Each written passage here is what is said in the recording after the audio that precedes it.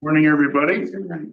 Welcome to the Upper Thames River Conservation Authority's April meeting of the Source Protection Authority, followed by our regular meeting. As a reminder, Emily Chandler is serving as our meeting host. So if those of you online have connection problems or issues with the technology, please contact Emily through the chat feature. Today's meeting is being live streamed on the UTRCA's YouTube channel. Please refrain from whispered or side conversation while the meeting is running, as we could get picked up by the microphones. When the squares will red, the microphones are muted. For a board member attending online, please have your camera on during the meeting, especially during the voting.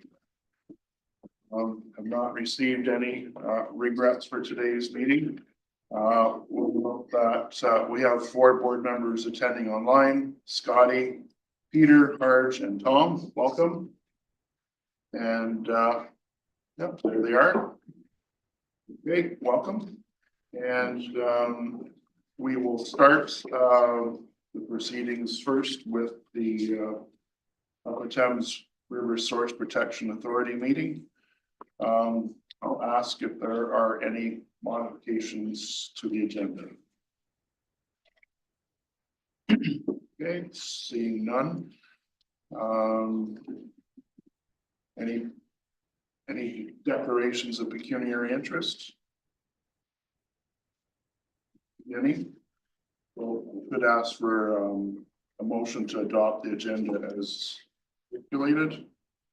Moved by Mark, second by Skylar. Any discussion? All in favor? Carried. Thank you.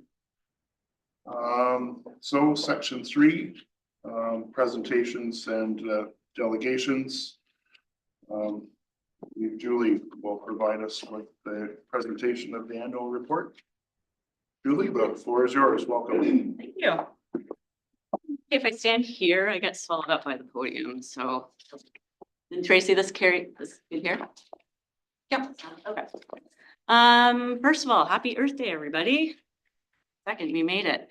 Thank you for having me today. I really wanted to. I have to provide the annual report update, but I also wanted to give everyone a program update overall. It's been a while since I've done that, and things have changed and have progressed. So we're going to get into that a little bit. But for the first few years, it was really about developing the policies and developing the program and figuring out how it's going to run. So now we're kind of in a state of maintenance. Policies are still changing, but I'm going to get into the meat of that a little bit. So with that, next slide, please, Emily. Thanks. So where you've hit some big milestones for the program. This May, next month, is actually the 25th anniversary of Walkerton. Yeah, it's 25 years. It's crazy to think about. So what we've done is, with Conservation Ontario and other PMs, we've kind of came together to figure out what do we want to do to commemorate this event. It's a very sensitive topic, so you have to tread lightly, and we've talked with Walkerton and so on. So what we've done is we've created a video that we want to send out on social media and different platforms. But because of the whole election, we have to wait for the minister to give final approval of the video. So we might not get it out in time just because of the delay for May, but we are hoping it will be rolled out shortly. So we will send that out. You will see that hopefully in the very near future. And it's the 28-year anniversary of the Clean Water Act next year. So that's also a pretty big deal. And this year is the 10-year anniversary of our specific, the Thames Sydenham Source Protection Plan. So I really wanted to highlight those 3 big things for you here today. Next slide, please.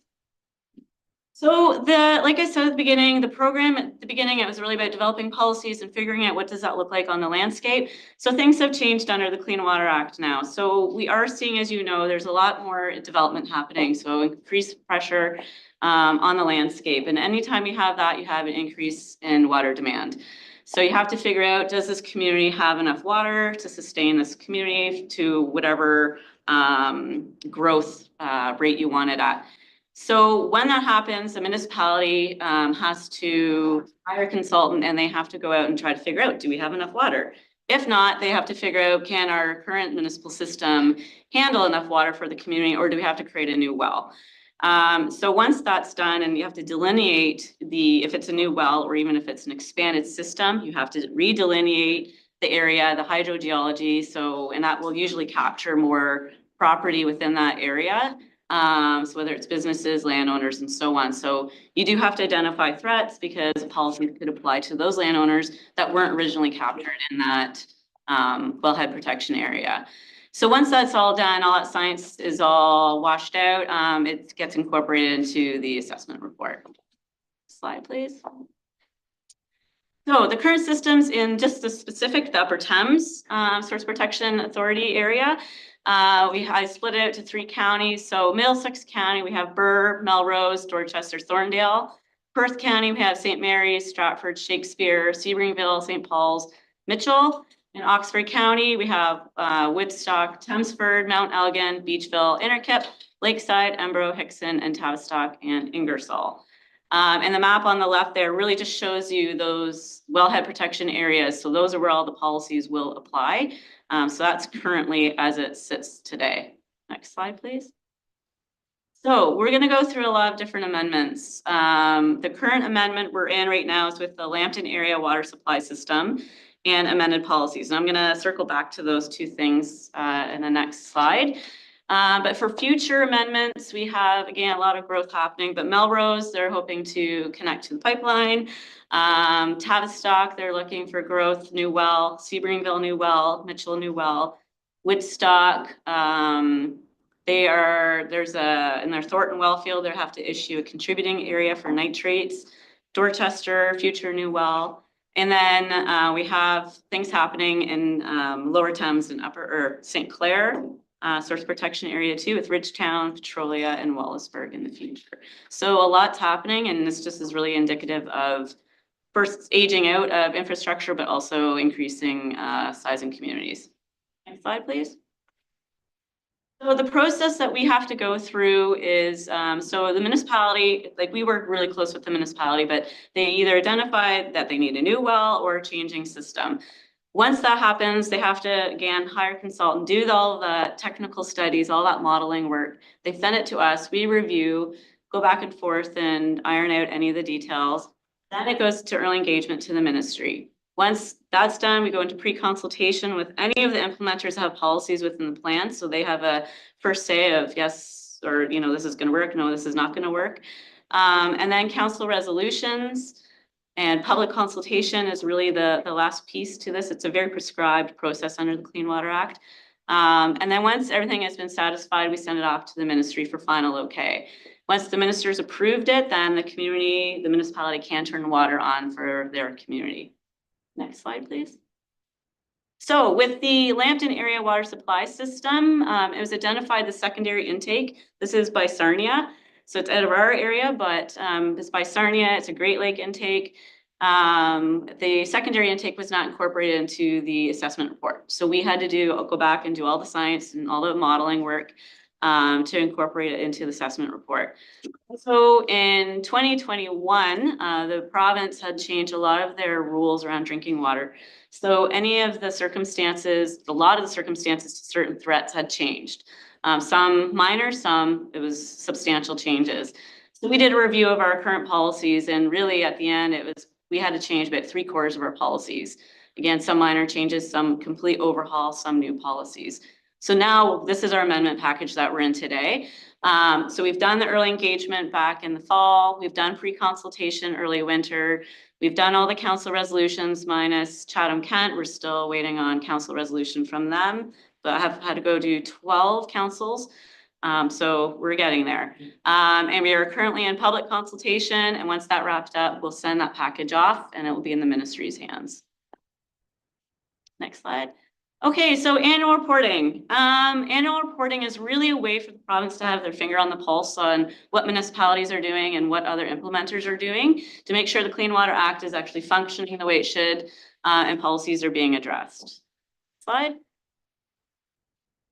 So under the Clean Water Act, the Source Protection Authority, which is like staff and yourselves, we prepare an annual report that has to be submitted to the director and to the Source Protection Committee. The report shall describe the measures that have been taken to implement the source protection plan. And it describes the extent to which the objectives set out in the plan are being achieved. So this is due every May 1st. So this is why we always come to you in April, so we can get your feedback and move it forward for the May 1st deadline. Next slide, please. Okay, so under the Clean Water Act, we have to go to the Source Protection Committee first. So I've done that in March. We've given this whole presentation to them as well. And once they've given approval and or addressed any comments, then it comes to you today. Slide, please. Okay, so we send out emails every December and tell the municipalities, okay, it's annual reporting time. And we have them submit all of their data to us by February 1st. So that gives us enough time, and they submit to our portal here. But that gives me enough time to analyze the data and try to figure out what's happening on the landscape, where are we missing things, and who do we need to go to and say, hey, why is this not happening, or whatever it may look like. It gives us that time. So that's under our monitoring report. So every municipality has to submit their data. Next slide, please. So it produces 2 reports. We have our public facing report, which is on the left. That will get submitted to the province. That will be, once it's approved, will be put on the website for review.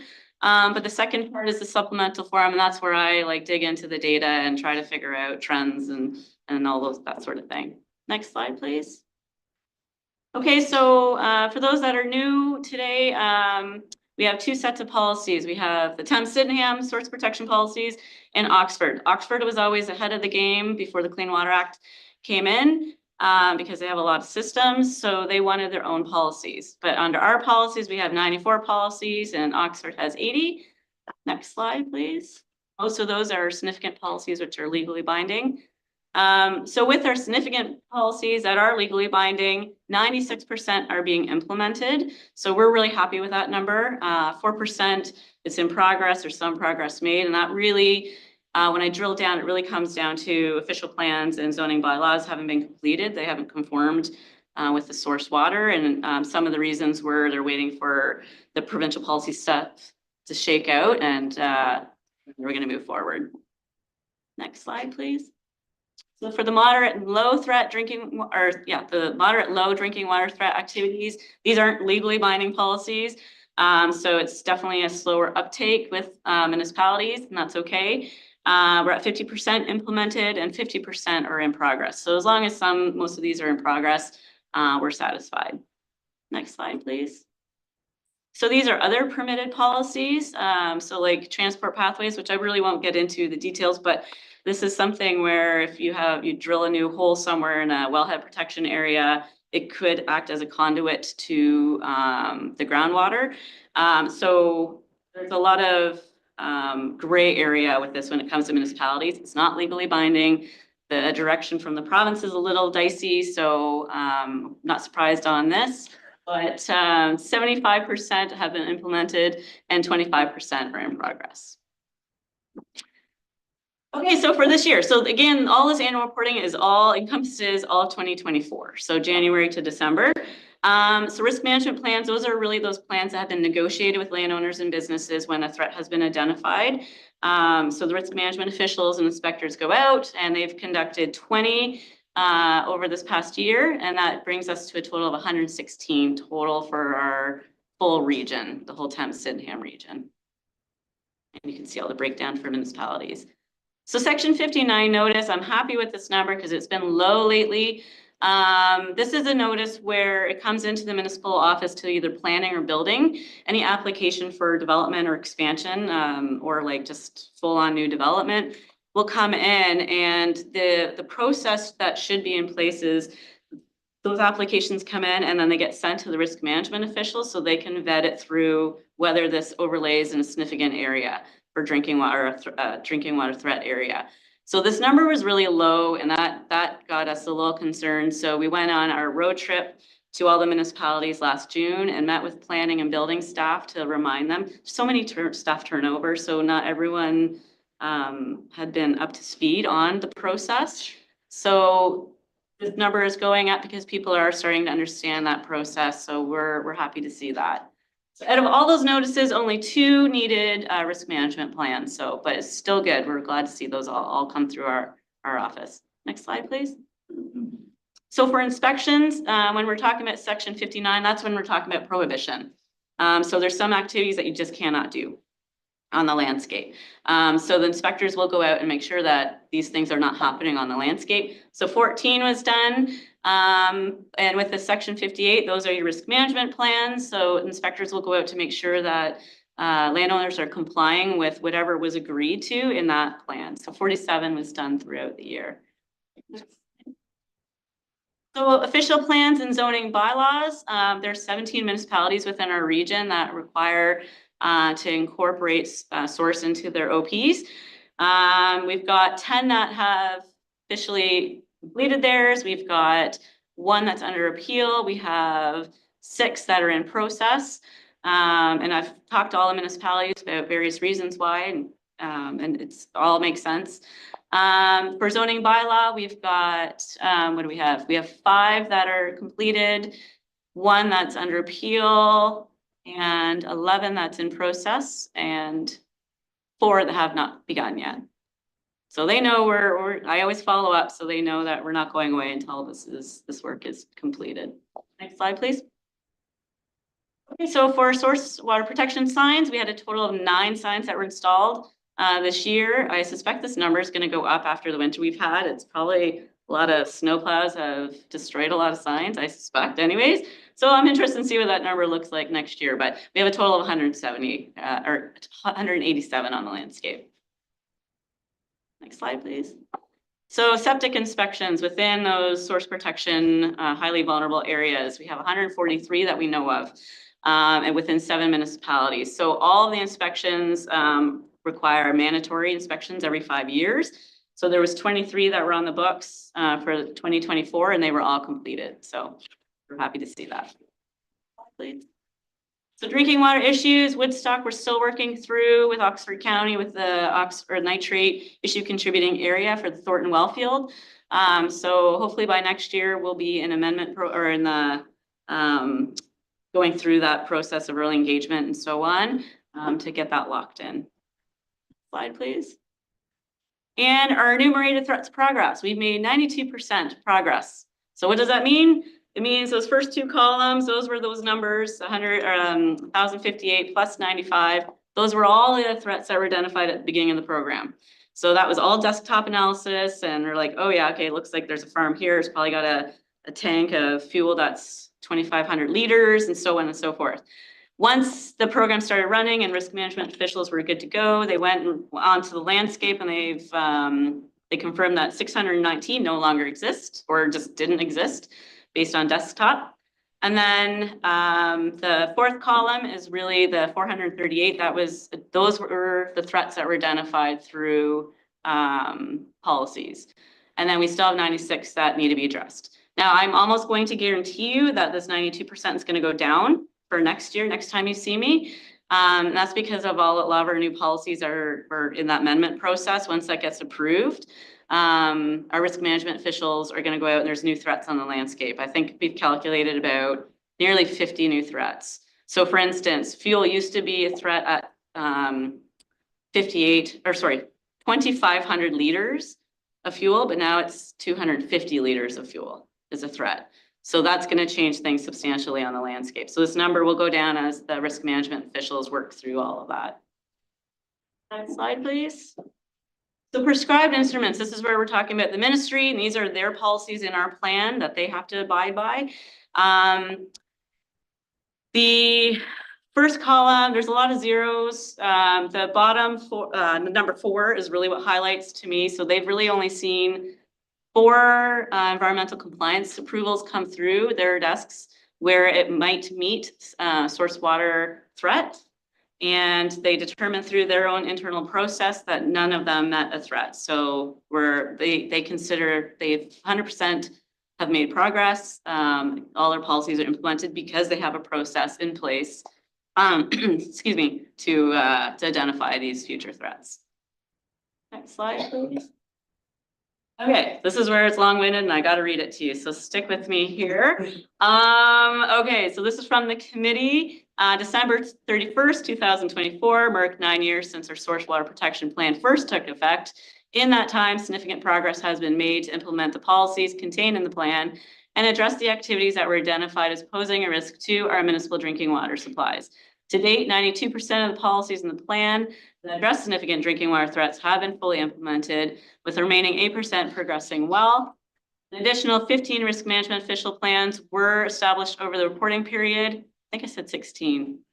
Never there. Anyways, I'll change that. I'll be in the report. But period bringing the region's total risk management plans to 116. Approximately 92% of the 1,058 originally identified significant drinking water threats, along with those identified after the originally approved source protection plans, have been successfully managed or eliminated. While there's still a considerable amount of work to do to address the remaining threats, the Thames, Sydenham, and Source Protection Committee is pleased to see the policy implementation is moving steadily forward. For that reason, they believe that a ranking score progressing well on the target and on target is a fair assessment on our implementation progress. For that reason, the committee feels confident moving this forward to you today. That concludes my presentation on source. Okay, thanks, Julie. Looking to the board members, any questions, comments for Julie? Go ahead, Brian. Yeah, I did notice too, when talking about Walkerton, I did notice that the province said they weren't going to be doing anything as well, which I'm sure there's good reason for that. My fear is that as time marches on, we forget why that happened and the education for that younger generation, including myself, that wasn't like 25 years ago, I wasn't really paying attention at that stuff. So my fear is that because we are successful and things haven't happened since, that we're going to forget the reasons why we're doing this. So I wanted to get your take on that. And also we've seen, mixed with that, we've seen some messaging from the province and their direction on where they want to go with permits and stuff like this. Has that raised any red flags with source protection? And is that any signs of change or concerns on that part? Great questions. I'll start with the second one, maybe. We have had conversations one-on-one as PMs with Conservation Ontario about this and our concerns, what this means. There's concern on that side, but their hope is because this year is the anniversary of Walkerton, hopefully you don't make cuts to the program that is a result of what happened and all those people lost their lives. So that's the hope. And then next year is the 20th anniversary of the act. So they're hoping, okay, it's not a good time to go in and destroy an act. And then then next year, your third and fourth year into the election period. So they're like, that's not when they're going to be slashing, dicing and whatever, the hope. So that was their hope. But it's yet to be seen. We haven't heard. We've got the same notification through Conservation Ontario, just the excerpts of what was read at Queen's Park last week. So we've received that as well, and what that means, we're not sure. Yeah. And your first question, yes. It was interesting because we were talking with those in Walkerton and they were very guarded. They really don't want Walkerton to always be the forefront of what happened, which was interesting and a surprise, but we totally got it. And we had empathy for it. So we had to be very sensitive on what we promoted to help, because we are saying the same thing. This is important. This is our drinking water. We got to make sure it's on the forefront of people's minds and it's not forgotten that things can happen if you relax the rules or deregulate. So the video that you will see, we were hoping that it brings that all together with that sensitivity for those in Walkerton. Further to follow up, Brian? Yeah, I did want to highlight the wellhead county. What's the Thornton Wellfield? Wellfield, yes. That project I think is going to be, it's going to get some recognition and that overall project. It should. I'm super impressed with all the things coming together to do that. We know how important it is for Woodstock's water supply. So I know the county has purchased more land to reforest, and as well there was a tile drain that was coming out. So they've actually built a stormwater management pond to mitigate those concerns going into it. So it's all going to be powered by solar. So it's a win-win-win.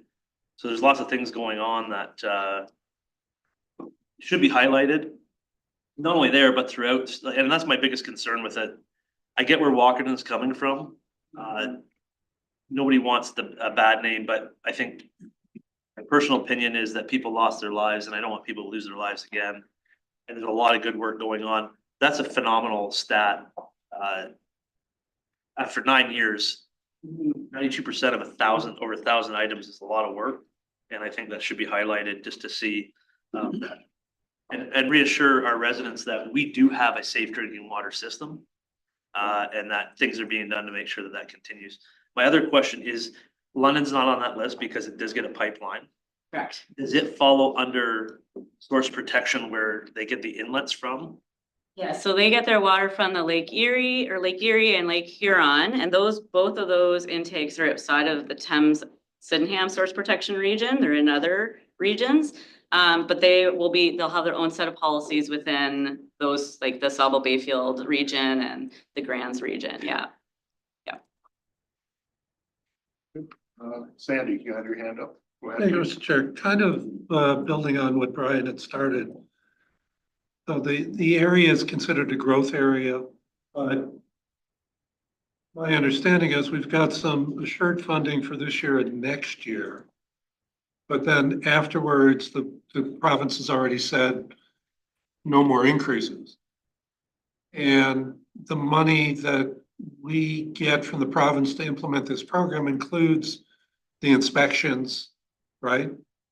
No, that's No. the municipal. There's That's- 2 pots. Okay, just checking. Yes, I can speak to that. Yeah, so I mean, the concern that I have is, and we talked about this a little bit in talking about the 2025 budget, but if work of source water protection the cost continues to go up. If the revenue doesn't, we may be in a position in 2027 to have a separate levy to the municipalities to continue this work. And I kind of share the concern that Brian has, is that as time passes, people forget. And it's kind of like the work that we do as a conservation authority. When you prevent floods, people forget there can be flooding. So if you don't do source water protection, you can have problems. So I just wanted to kind of flag that in the thinking about future budgets, that there may be some new downloading in order to continue to do this. I would hate to see the province eliminate this kind of work in its rush to brush away other regulations and rules, whether it's environmental assessments or species at risk, to include in that source water protection, because there hasn't been a problem. It may be a low probability, but as Walkerton showed, it's an extremely high consequence. So, I mean, continued good work that you're doing. Sitting on the Source Water Protection Committee, there are some people who've been there since the beginning, who are really dedicated to the work and really understand this, because there are people who work the land as well as people who work for municipalities. You can rest assured that this Source Water Protection Committee and the work that Julie and her team does is really good work. And I want to thank you for the report. Okay. Any other questions, comments? Looking to our members online, anything? Okay, I guess I had 2 areas I wanted to ask about myself, Julie. You mentioned about the fuel. The threshold is reduced from 2,500 liters to 250 liters. So quick math suggests that's like 50 gallons. 60 gallons. Sure, I'll trust you on I that. guess my point is that, like, anybody that has a half ton or 3/4 ton pickup truck, fuel carrier on it would fall into that threshold, or any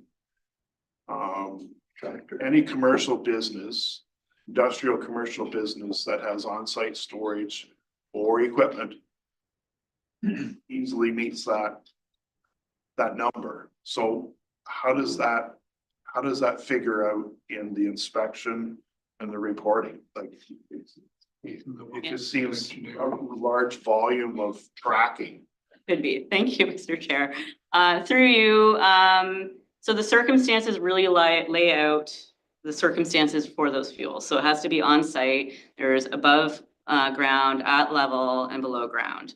So it won't be like transportation, anything like that. So really what's going to have to happen, the risk management officials, once those policies are approved, they're going to have to go out and negotiate with those landowners to whatever it looks like. So there's risk management measures that the province has put together for every threat. So we will go to that, refer to it. Okay, this is what you do when you have this threat on your landscape. This is how you can mitigate it. So for fuel tanks, for instance, it would be like encapsulating it in concrete.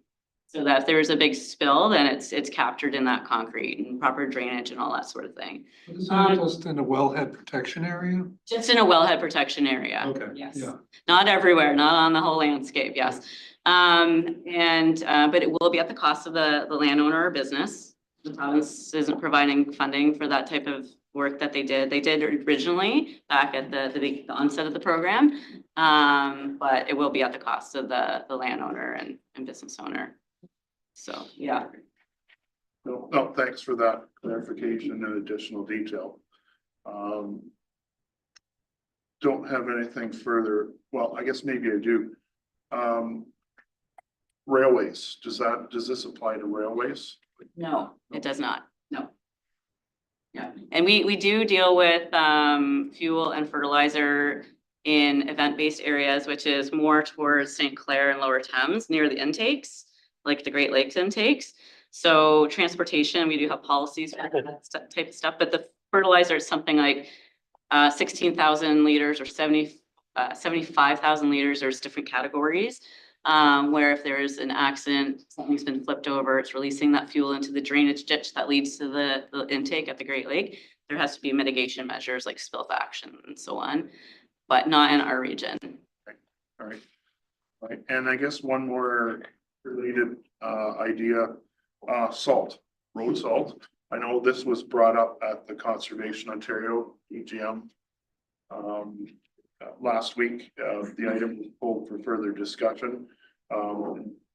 Essentially, the discussion was dealing with road salt and salt applied on private property as it relates to proximity to the wellhead protection area. And the discussion was about pushing for changes in practices and making this a priority with the MPPs and the provincial government. Just wondering if you could provide some insight or comment on that part, Julie. Sure. Through you, Mr. Chair. So road salt application is now considered a new threat. So we've had to do an exercise at the beginning of the program. It was laid out how to do the process through the province. So you had to calculate impervious surface areas within a wellhead protection area. So when we did this exercise, we realized there's not that many areas that qualify. So it was the decision of the Source Protection Committee to create an education outreach policy on that instead of implementing management on that. So really what that's going to mean is once the policy is approved, our inspectors and risk management officials, they'll go out and they're going to do like send out education outreach material to those places that maybe are applying road salt in their parking lot, sidewalks, and so on. Stickers. We just worked with University of Western Ontario 7 students and they created this whole video on road salt application. So we're going to send that out as part of the campaign. But yes, it is a big issue and it's probably more of an issue in like Waterloo Guelph area than it is here.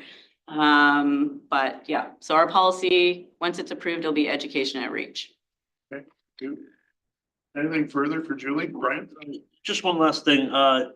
We now have a group here that's besides Sandy, it's entirely made up of elected officials that make up the source water protection area. What can we do? Because we deal with this basically once a year. And our colleagues at our councils, unless it's in a planning report, rarely have access to this. So what can we do to help you reach your mission, whether it's working at our own municipalities or And I guess if there's not, besides that, if there's anything you need us to do at your local municipality, you'd reach out as well, right? Is this with road salt or general? General with General? source protection. Sure, yeah, I mean, I guess when we highlight if there's issues like a municipality is not moving forward and the staff aren't helping us move things forward, it can be elevated at that point. Generally, we were able to handle it at the staff level. So it doesn't need to get elevated too much, but with this next round of policies, it will be interesting to see issues that come up. I know Chatham-Kent, for instance, we're dealing with, one of our new policies is around commercial fertilizer around a well. And we're trying to prohibit it to align with the Nutrient Management Act. And this is just within the 100-meter zone around the well. So we are really looking to staff and the council to support it because the landowners are actually going to really fight back on this one. So we do need the support because it's a drinking water threat for everybody. It's not just specific to that landowner.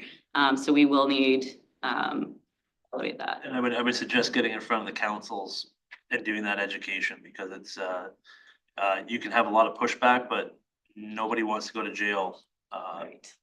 for killing someone's water supply, right? So it's an important one that, again, it's just one of those things that doesn't come up at municipal councils that often. And I could be doing that more, like doing once a year, just doing a road show on municipal councils to give an update, just similar to what I gave today. I'm happy to do that too, to those that have municipal drinking water systems. Okay, thank you. Anything further? Okay, thanks, Julie. Noted that your presentation was listed twice in my notes, Julie, so so I apologize for that. I guess just looking to the members, do we want to have further discussion and adoption of the report now or wait until the appropriate section in the agenda? We're good to go now? Okay. All right, so I'll ask everyone to turn to 5.2 on the agenda. Drinking water source protection annual progress report, SPA 04-25-02. Resolution reads as follows: that the Upper Thames River Source Protection Authority directs staff to submit the 2024 Thames Sydenham and Region Source Protection Annual Progress Report and supplemental form to the Director of the Source Protection Programs Branch of the Ministry of the Environment, Conservation and Parks. Moved by Skylar, second by George. Any further discussion? Just one question, Brian? Mr. Chair, through you. Does this get, these also get circulated to the municipalities, the member municipalities? Turn that question to staff. Yeah. No, not usually. We post it on our website. We will, we can certainly send out an email to let them know that this was approved and these are the results. Well, I was thinking that maybe we could send them to the municipal councils as a information. Again, if we're in charge of water systems, you know, we're responsible for that system, and I think this is great information for those municipal councilors to have. So would you like to add that as an I would like amendment? to move that as amendment that it be circulated to source protection municipalities. So the amendment is to circulate, also circulate this report to the source water protection municipalities. Is there a seconder for that amendment? Anna, any discussion on the amendment? Okay, all those in favor, oh, Anna, are you voting or you got a question? I can vote on this, but I just wanted, through you, Mr. Chair, just to thank staff as well for the presentation. I find it very educational, and I think a big piece going forward is going to be the education piece on this. Thank you. Okay, so we'll call the question on the amendment. All those in favor? Opposed, if any? That's carried. And then call the question on the main motion. All those in favor? Opposed, if any? It's carried. Thank you. All right. Well, thanks again, Julie, for a very informative report. Much appreciated. Chair, did we technically have to approve the minutes of the last meeting last year? Yeah, I'm just going back to. Oh, okay, sorry. Yeah, we got a little bit out of phase here with the order. In my notes, the presentation, Julie's presentation was in under item 3 as well as item 5.2. So my apologies, we're dodging around here a little bit, but yeah, so we're back to item 4, administrative business. With 4.1, the approval of the minutes of the previous meeting from Tuesday, April 16th, 2024. Motion reads that the Upper Thames River Source Protection Authority approved the minutes of the previous meeting dated Tuesday, April 16th, 2024. We'll move. Brian, you'll move that. Skylar will second. Any discussion or comments on those minutes? Seeing none, I'll call the question. All those in favor? Opposed, if any, that's carried. Thank you. Okay, in the item or section 5, reports for consideration, 5.1 is the ratification of source protection striking committee member and committee liaison SPA 0425-01. Anything from staff on that? No? Okay.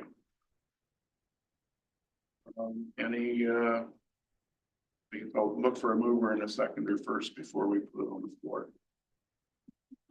Skylar and Peter, any discussion?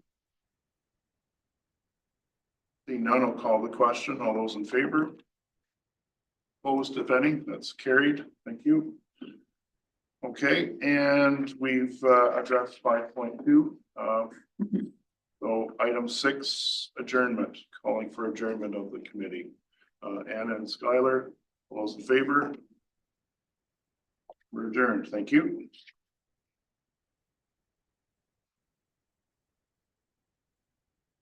All right, we'll move over to start our regular meeting. We will our territorial acknowledgement. We will begin by acknowledging that the land on which we gather is the traditional territory of the Attawandaron, Anishinaabe, Haudenosaunee, and Luna Pewauk peoples who have long-standing relationships to the land, water, and region of southwestern Ontario. The local First Nation communities of this area include Chippewas of the Thames First Nation, Oneida Nation of the Thames, Munsee Delaware Nation, and Delaware Nation at Moravian Town. In the region, there are 11 First Nation communities and a growing Indigenous urban population. We value the significant historical and contemporary contributions of local and regional First Nations and all of the original peoples of North America. So item 2, modifications to the agenda. I'll ask whether anyone has any modifications that they wish to make at this time. Brian, go ahead, please. Well, Mr. Chair, thank you very much. I'd like to move that item 7.1 reports closed session be moved to follow item 5.3 on the agenda. Okay, do we have a seconder for that? I'll second it. Sandy seconds. Any discussion? All in favor? Opposed, if any, that's carried. Okay. So noted. We will move that up ahead of section 6. Okay, and I guess we're moving on to section 3, declarations of pecuniary interest. I'll ask if anyone has a pecuniary interest to declare, do so now or at any time during the proceeding of the meeting. Noted at this time, so we'll continue. Section 4, presentation delegations, none are listed. So we'll move into administrative business. We have the minutes of the previous meeting, March 25, 2025. Those were circulated in the agenda. Resolution is that the Upper Thames River Conservation Authority Board of Directors approve the Board of Directors minutes, including any closed session minutes dated March 25, 2025. We were to put that on the floor, Mark, seconder, George. Any discussion? Seeing none, call the question. All those in favor? Opposed, if any, carried. Thank you. See, we're at business arising from the minutes. I have none noted here, so check with the members. See any? Okay, thank you. No correspondence was received. So at this time, we will have to move into a closed session at 10:16. Motion to do so, Hugh. Seconder, Jean. Adjusted. To follow 5.3. Yes. Yeah, that's where we are. Yep. Yeah, that's where we are. Okay, so moved and seconded. All those in favor? Opposed, if any, so we will recess into closed session at 10:16. Open session. For quorum, I'm saying. Yeah, those three can still go. Maybe still. Yeah, at noon. No, I was thinking that. Well, I think we just need a couple minutes for staff to come back. Welcome to meetings on the way.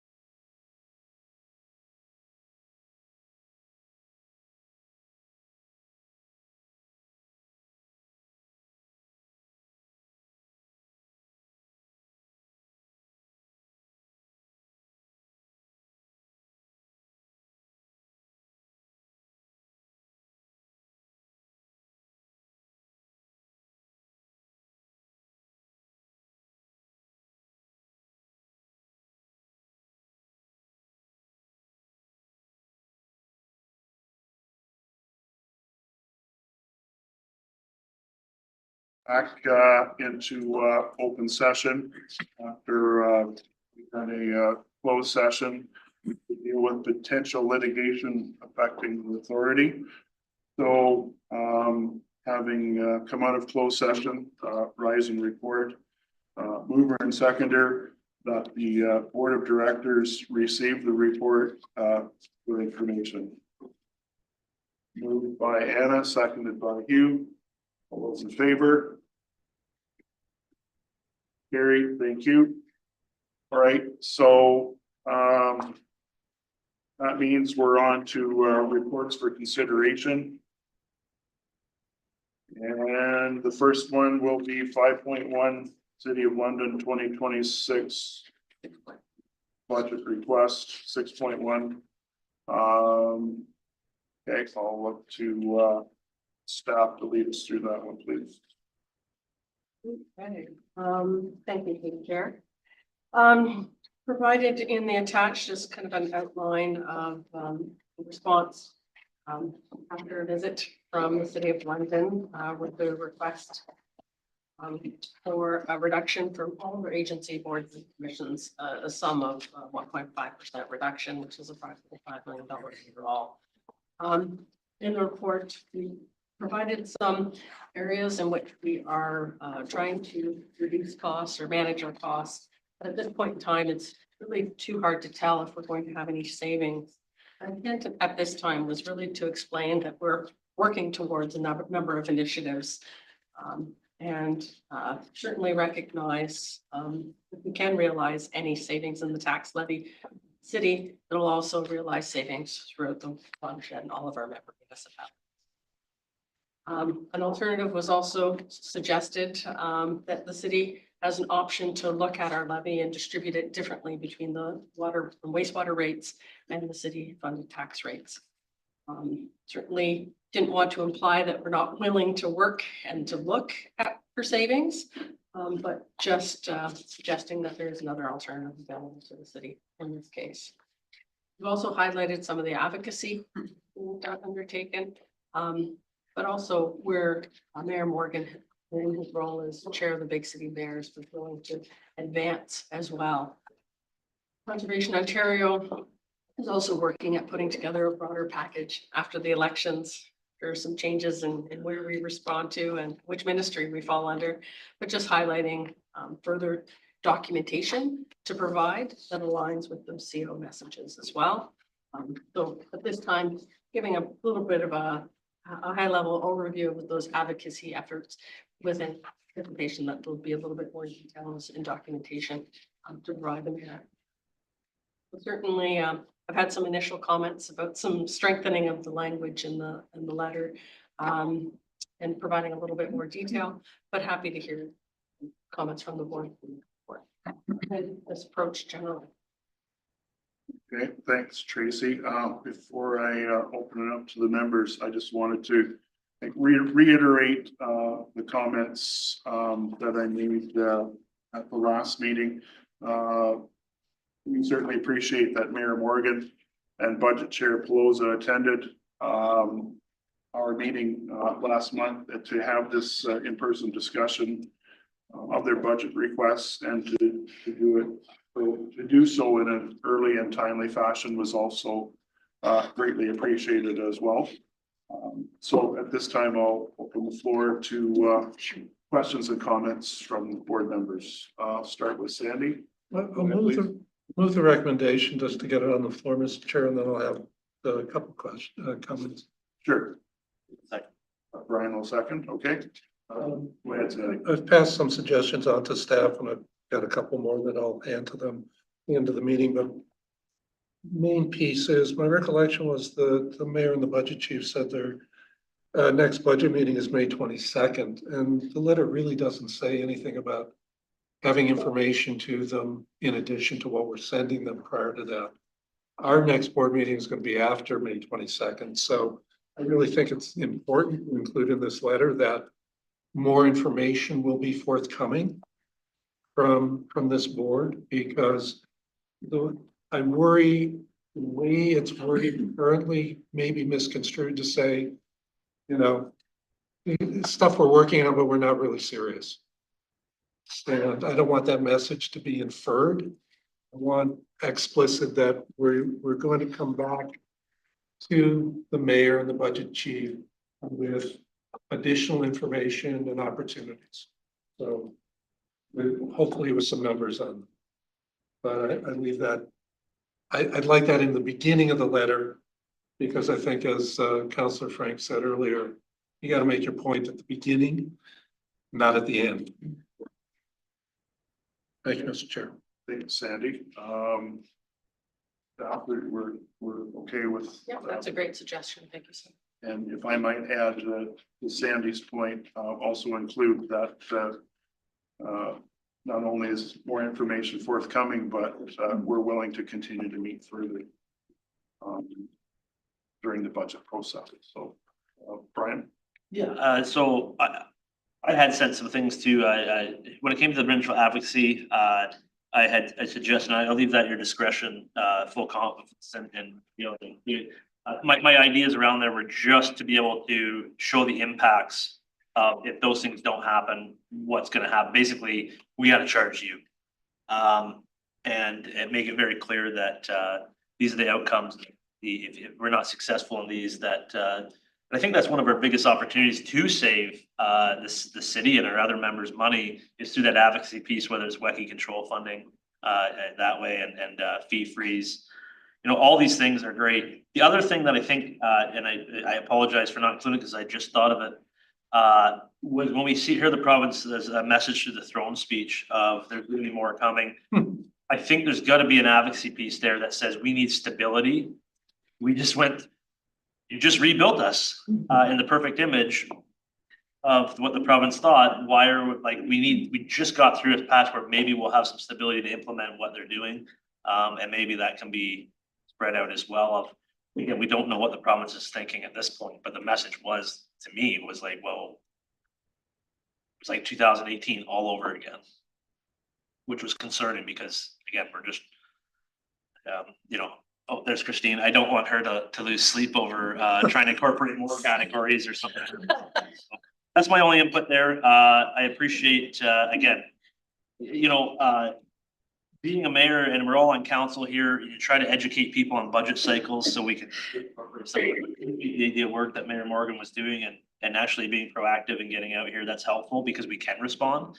Whether we can be effectively respond or whatever, that's another thing, but at least we can show, and I agree with Sandy that I think this is where a case where we be open and transparent and help them alleviate any concerns and make sure that we are open to partnerships and stuff like that. And I'll be honest, Mayor Morgan and especially the members on this board, and I'll say all members of City Council, every time we've had to, they do reach out. So I think that like all elected officials, you want to talk, and I appreciate that the busyness of Mayor Morgan's schedule.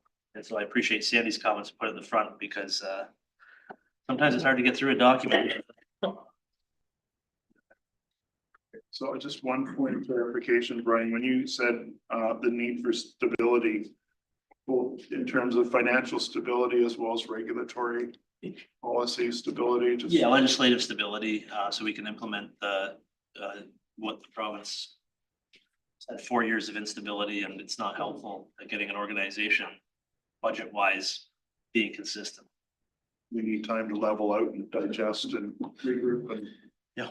Go for it. Okay, Paul, go ahead, please. Yeah, I want to thank staff for including the chart on page 4 of the agenda, which outlines some potential considerations where we could have cost savings, which would impact the levy to not only London, but all municipalities. And the one item that kind of jumped out at me was the group buying a fleet fuel, because the price at the pumps has dropped about 35 cents a liter since our budget was produced.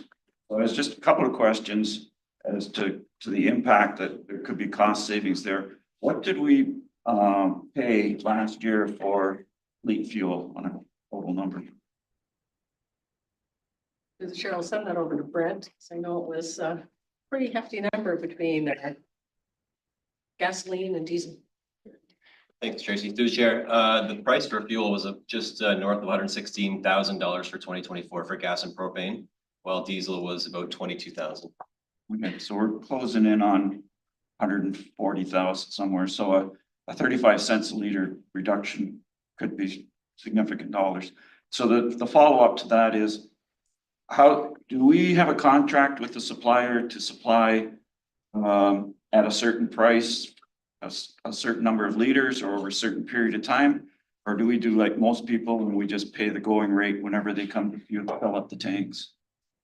Yes, through the chair. UTRCA belongs to the Elgin, Middlesex and Oxford Purchasing Cooperative, which is a group of public sector agencies that work together to promote efficiency and economy in bulk purchase items. So fleet is one of them. The price per liter of gasoline and diesel is subject to fuel rates at the time of delivery. So the lowering will impact us. We weren't locked into a Correct. price of $1.50 or whatever it was. That's correct, yes.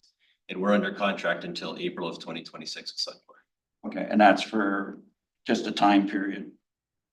The contract's based Yeah, on a the time contract period, was- not a number of liters. Contract was with Suncor through the EMOP, the Elgin Middlesex Oxford Cooperative. And it began in 2019 and it expires in 2027. Okay, so there is potential savings there. Thank you. Okay, thanks, Paul. Any other questions or comments? Right, don't see any. So moved by Sandy, seconded by Brian, that the board of directors receive the report, direct staff to provide the attached letter with the suggestions, amended suggestions that were noted. Provide the attached letter to the City of London Mayor and Budget Committee Chair. Any further discussion? Being none, I'll call the question. All those in favor? Opposed, if any? That is carried. Thank you. Okay, moving on then to agenda item 6.2, annual updates to regulated area maps. Tracy, as well as Aaron Dolmage, will lead us on that discussion. I think I'll pass it over to Jenna and just highlight that when we're coming to our regulated areas mapping, Aaron has been instrumental in helping us with the natural hazards communications and outreach. And she's here today, so I wanted to make sure she was recognized for all the work she's been able to do behind the scenes and responding to many of the questions that have come up. As we've gone through the broader process, and also the specifics of some of the annual updates that we're undertaking. Jenna? Chair. You've heard a lot about our more comprehensive regulated area mapping update that we're going through and the consultation we've been undertaking for the updated mapping through the River in the City of London. But we also incorporate a lot of other minor changes into our mapping every year. So as we receive any new aerial photography, our GIS staff are doing a desktop exercise to update our water course and wetland layers. Sometimes we receive information from other agencies. So you'll see in the report, we received an updated wetland mapping layer through the City of London that gets incorporated into our mapping. And then we also have a number of site-specific updates that get made, typically through the development process. So a development application is being processed. There may be specific studies being undertaken, geotechnical slope stability studies. There may be a site-specific flood study looking at floodplain modeling and mapping on a site-specific basis that refines the flood hazard for a certain reach or a specific area. Specific to development, there may be water course realignments or enclosures. And we have a tool through our mapping portal that allows our planning and regulatory staff that are reviewing those applications and seeing those studies to flag them within our GIS system. And then our GIS staff will kind of see the flag, they'll receive the report that contains the updated information and update our mapping. So in the past, that's sort of been happening on an ongoing basis. And when our GIS staff feel that there's been enough change that's happened, they'll push those updates out to our municipalities. Our new regulation, which took effect April 1st of last year, now requires us to undertake an annual review of our mapping. So it specifically requires conservation authorities to annually review any changes that are happening and update their maps accordingly. So this is sort of different, what I'm explaining to you is a little bit different from that comprehensive review and update that we're undertaking. And we're doing sort of more comprehensive public consultation. These are sort of more minor changes that were in the past were sort of happening ad hoc. And now we're required under the regulation to be consistently reviewing mapping on an annual basis and making those updates. So that work is still happening kind of ongoing through the year, but it is our expectation that we'll be now bringing this type of a report to you in January of each year saying, okay, we've undertaken our annual review. These are the kinds of things that have been updated over the past year. Okay, thanks, Jenna. Sandy, go ahead, please. Move the recommendation. Okay, seconder. Anna, any other comments or questions? Okay, I'll read the recommendation. As follows, the Board of Directors approved the annual review and update of the Upper Thames River Conservation Authority's UTRCA regulated area maps to incorporate any new information available to regulate natural hazards such as floodplains, steep slopes, and wetlands as per Ontario Regulation 41/24. Call the question, all those in favor? Opposed, if any, that's carried, thank you. All right, moving up, the next item. Agenda item 8.1. Administration and Enforcement, Section 28, status report. Tracy or Joe? If anyone has any questions, and then Joe are here. Move the report, Mr. Chair. Moved by Sandy, seconded by Mark. Last call for questions or comments. Seeing none, the recommendation that the Board of Directors receive the Section 28 status report for information. Call the question, all those in favor? Opposed, if any, that's carried, thank you. Next item is 8.2 project status updates. Recommendation that the Board of Directors receive the report for information. Tracy, anything you'd like to comment? Happy to answer any questions, just noting that these monthly reports and timelines are adjusted based on other priorities that we're dealing with, so don't be changes as we progress. Work complete. Okay, thanks, Tracy. Anything from the members, questions or comments? If not, I'll seek a mover and seconder for the recommendation. I read George, seconded by Skylar. Call the question, all those in favor? Opposed, if any, that's carried. All right, next item, 8.3, first quarter financial update. Tracy and Christine have that for us. Happy to answer any questions of the report. You would have seen that we used some of the savings that we received from our insurance to increase our coverage for ransomware. But that was prudent, given the cybersecurity is up and coming and growing threat. There were some other good news stories that you heard last month about some of the improved costs that are savings from the WSIB surplus. Anyway, if there's any questions, Christine's in the back of the room. She has all the detailed information on this.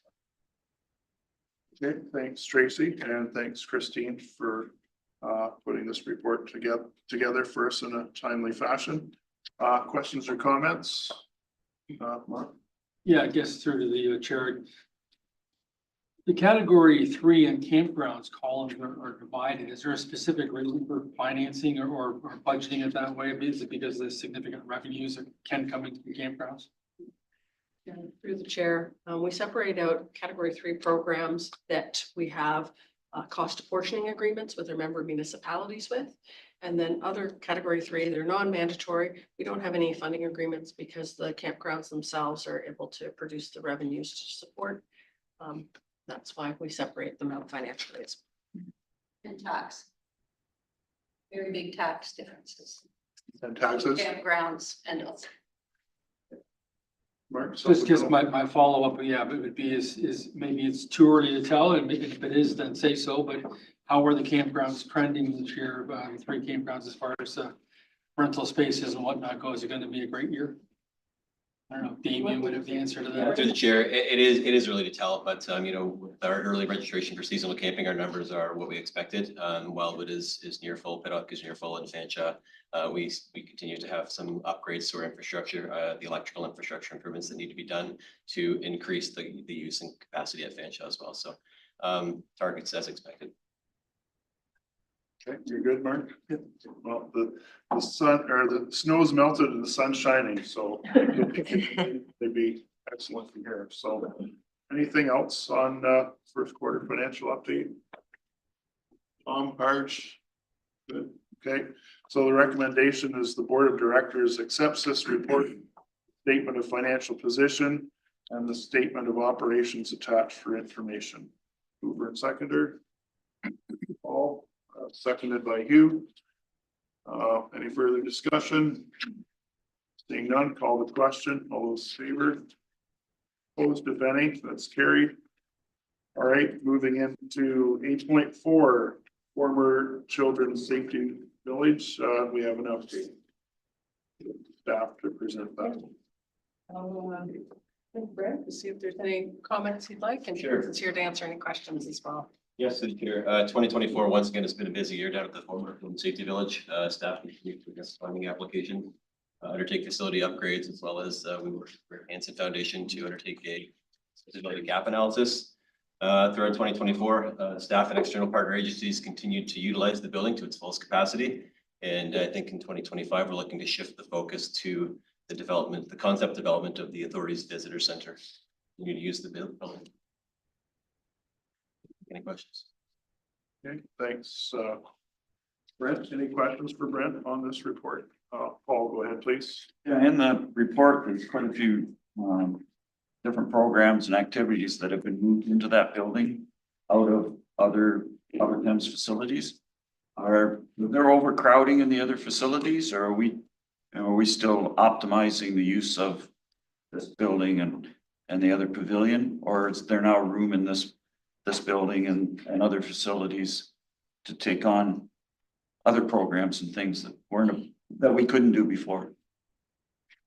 Yes, to the chair. I think moving the education programs to the appropriate education space at the former Children's Safety Village has allowed us to further open up the Watson Porter Pavilion and other picnic shelters throughout the conservation area to better utilize them as rental spaces for the public.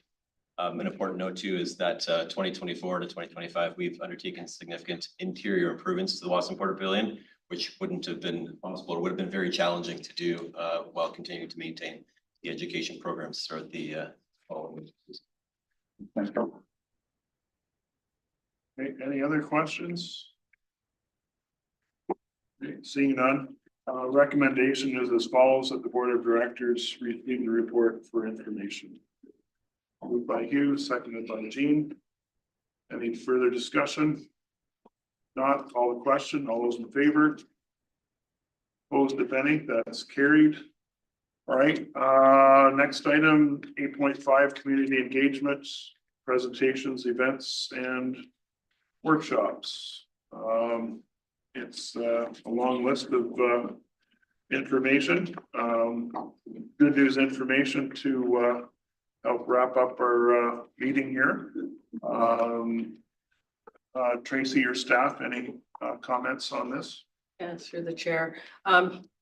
Want to thank Brian for mentioning about the Green Leaders Program last month and wanting to see what schools were participating, and that kind of said, oh, well, we really should be giving an update of everything that's going on right now in the watershed in the way of presentations, events, workshops, pre-power programs and green leaders combined. So what you see before you is quite a lengthy list of everything that's been going on or planned within the next few months, as well as our 2024 social media recap. It was impressive to see in the attachments there, the net followers being up, Facebook and Instagram, and those interactions being significantly increased, almost 125% to 100%. So if there's any questions specifically about the recap, Emily is here and can provide some additional insight. But if you have any other questions about the events, we did miss one with all of those other things. And the Ingersoll Thames River Cleanup Day is April 26th. So You're all welcome in town. Okay, thanks, Tracy. Any questions, comments? Glenn? Right near the top of the lesson presentations, there were at least two presentations about the phosphorus reduction program that we're looking into to farmer groups. And I just wondered what was the response from the farmers that attended? Was it positive or skeptical? Or? I'll start and then pass it on to Tatiana. I was able to attend the workshop up in St. Mary's, and the presentations were very well received there. Lots of questions. But Tatiana, you can talk about some of the uptake of the programs that were presented. Yeah, through the chair. So the two presentations that I think you're specifically referring to were well received. Staff were invited to present at both of them. I think staff do a really good job at couching the phosphorus message while bringing in a local research and demonstration that have been done that speak to all of the programs and best management practices that we're promoting through the program. And it certainly doesn't hurt that we're able to and support that even further with providing funding for the different practices that are being promoted. So a good mix actually of people that had heard Upper Thames speak before and people that had not heard Upper Thames speak before, but all in all, well received that were in attendance. And follow up with potential participants in the program? Through the chair, I don't know the direct correlation of those that were at the event versus those who took in the program. We might have those metrics on the back end to look into that a little bit further. We are just going through the reporting right at this moment, so be able to provide a bit more information down the road. But I will say at a lot of the events that we've been at, and those two in particular, there is a large number of people that do participate in our programs, the phosphorus reduction program, but historically have been involved in stewardship programming. So I think that does help as well to have a lot of people around the table that are involved in stewardship efforts to begin with. Yeah, my second question, as you both alluded, like tremendously long list of activities, and I knew that our staff, we had a lot of stuff over the course of the year, but I had no idea that it went pages and pages on a short listing. So my question is, board involvement in these presentations, and I know in my 6 years on the board, I've been asked 2 or 3 times to bring greetings from the boards at events, and I was very pleased to do so. I've also attended a number of events where I just showed up as an interested observer, not as specifically a board member. And I know that occasionally there's emails come out to board members inviting us to specific activities. I think the most recent would be we were invited to go to the employee orientation days at the conservation areas. I'm not a social media guy, and I don't check the website as often as I should. Is there a platform I'm missing where members of the board can be notified of upcoming events with some more detail as to location, date, time, topic, those sort of things that we might want to attend? Maybe not as board representatives, but as just people that would gain from information from things that we're trying to spread to the general public, but would be very beneficial for us to know. So if there's that platform out there, please direct me to it. If there's not, is it possible to do something like that so that the board members can be more aware of what's coming up in our areas, that we can participate in and support our staff just by showing up at these things? And through the chair, that's a great suggestion, Paul. We currently don't have a platform as such, but I'm looking to Chris, because I know we've just recently switched over to Microsoft 365. So there may be some opportunities there to share a calendar Teresa may have some other ideas as well. It was a great suggestion, Paul. Eleanor was on with her staff right away. And with some community partnership staff to go. I would say the staff really appreciate member attendance. So we will do our best to get that out to you. So there's a little team working on it internally already. So great suggestion. I think it's a win-win, both for us, for our staff and for the public, the more we can be involved. And I know we're all busy and we can't show up to everything, but at least we can, if we have that head warning with a little more detail than just a list, we can maybe prioritize and fit it into our schedules. I appreciate that. That's on the radar. Thank you. Thanks. Well, Hannah, you had a question or comment? Yeah, I just a follow-up comment to Paul's comments about being asked. It was a privilege to be part of the Green Leaders program at Byron Northview with the 2 grade 7 and 8 classes. It was just wonderful. Main topics were the Springbank Dam and deforestation. It's a great opportunity to not only support the CA, but also to support what's going on in your community. So thanks for reaching out. Thanks, Hannah. Anything, Skylar? Gonna probably have to run. Okay, no, so noted. Thank you. Yeah, I guess I would circle back to the phosphorus reduction programming. If I'm not mistaken, Tatiana, the difference between the delivery of that programming through Upper Thames as opposed to Ontario Soil and Crop Improvement Association is Upper Thames is able to provide participants with more technical background or technical expertise and assistance as opposed to if landowners applied through similar funding for similar programming through Soil and Crop. Is that correct? Yes, through you, Chair. I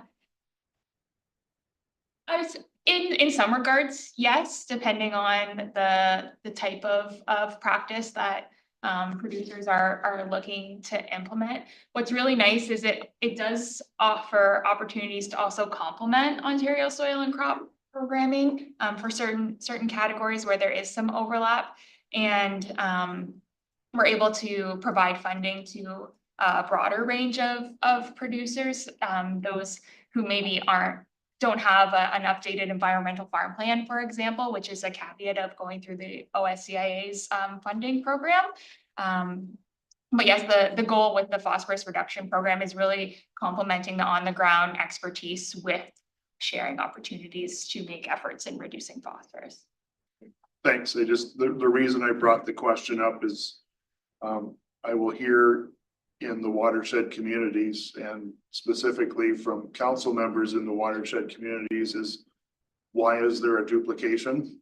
There's the appearance that there's a duplication of services, but when one digs into it a little further, it's not exactly a duplication. So I just wanted to double check if that was the case. So anything further on this report? Tom, go ahead, please.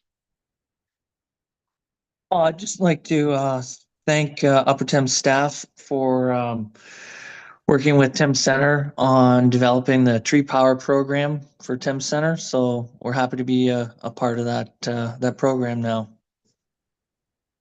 Okay, thanks, Tom. Anything else? Okay. We have a recommendation that the Board of Directors receives this report for information. Moved by Paul, second by Brian. All those in favor? Opposed, if any, that's carried. Okay, so we're at 7.6, the Thames River Current, April edition. Lots of excellent information there. Articles on the heavy rains protecting people and property that we experienced during the spring freshet. Updates on the regional source protection plan and assessment report, river safety, landowner stewardship, plus a number of other great articles there as well. Yeah, I should also note that I've been in the habit of lately of circulating the Thames River current. I guess to my own MPP, Matthew Ray, and members of the Perth County Federation of Agriculture, just that to promote that education piece.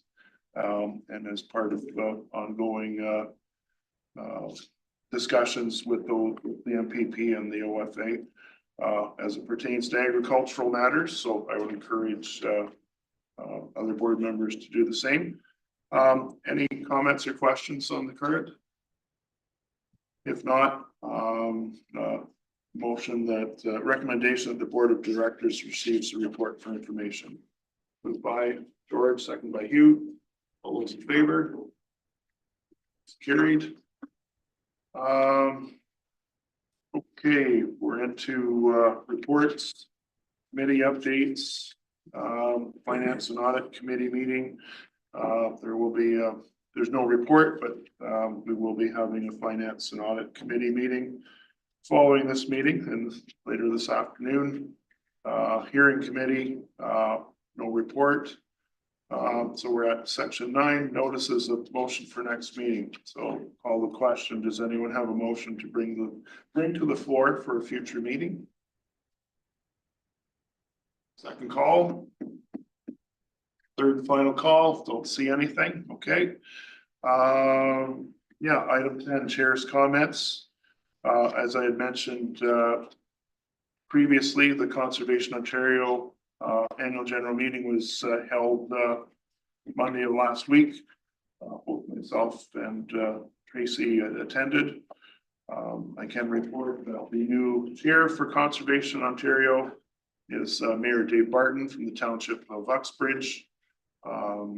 He's currently the vice chair of the board for the Toronto Region Conservation Authority and was previously on the boards of Lake Simcoe Region CA and Central Lake Ontario CA.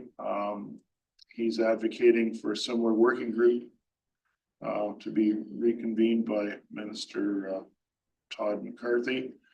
I guess I can add to that the first vice chair is Pat Warren. That position was acclaimed, and second vice chair was Ed McGugan, also acclaimed. And the three directors are Rob Baldwin, Chandra Sharma, and Brad McNevin. So that was a good meeting. There's a lot of we did the CEO executive business, and then other items were introduced in the agenda as well. Some of them were similar to what we have dealt with today in terms of watershed protection and so forth. That's all I had, other than to thank everybody for their participation and input in today's meeting. Some important items were discussed, and we'll continue to work together on the path forward. So I'll turn the floor over to Tracy for her comments. Members first. Or sorry, members first. Brian? Thank you, Mr. Chair, through you. Just wanted to highlight in Ingersoll, we had Brad Herdner come out at our last council meeting. He was very patient. It was a long one, but we are doing something that I think is deserves we put out there because it's an example that can maybe be used in other municipalities throughout the watershed. We had a plan to plant more trees, about 4,000 over a decade. And we're working with Brad and his team. He's applied for funding that hopefully we'll receive, which will see over 4,300 trees planted in 2 years, and then monitored as well, which is great. And it's not only just that; it's also along the water corridors, because we had that expert advice on where to plant trees and what to do. It's also meeting this goal, organization's goal. So it's great to see that there's funding out there. From what Brad said, it's a good process because you get feedback and you get to update stuff, which is not usually the case in grants. So hopefully we'll be successful, and there's lots more funding available, but it's always good to have those collaborations, and we can meet those shared goals. So pretty happy about that happening between the two organizations. Okay, thanks, Brian. Any other members with comments? Okay, don't see any. So now I'll turn the floor over to Tracy. Go ahead, please. Okay. Thank you for that. You may have seen Michelle's email about park orientation days, and thank you, Paul, for mentioning it too. Just let me know, or Michelle know, if you plan to attend. And it's a great opportunity to go out and see the staff. We hire a number of new staff to the group each season. We have about 70% of our staff returning though from last year, which I think is fantastic. But it's always our orientation day to get the season off to a great start. Also was going to mention the Conservation Authority Annual General Meeting. They were able to provide paper copies of their annual report. I think it was just yesterday in my mailbox, a digital version came. So I was going to send that along to you as well. So all members have that. It highlights the activities of the CO Collective and some of the specific Conservation Ontario programs and services that they've been coordinating. Again, one of the first items that seems to be is about the client service and streamlining initiative. Again, the elements of excellence in service delivery. It was 96% of COs or CAs delivered their permitting within the issued timelines. So I know there's discussion, and that was my next topic of the announcements of last week about streamlining and what that might mean. As was mentioned, the new CO chair really wants to advocate for a similar working group so that there's discussion with conservation authorities before seeing legislations posted on the environmental registry.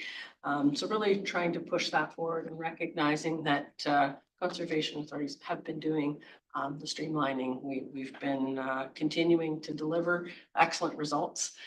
We know we're going to hear from the 4% that weren't part of that 96%, but again, continuing to look at ways to improve the work that Jenna's group's doing right now. We've also received invitations for a meeting with the consultants, Blackline Communications. And the more that we can do to show that we're wanting to deliver and align with some of the provincial goals.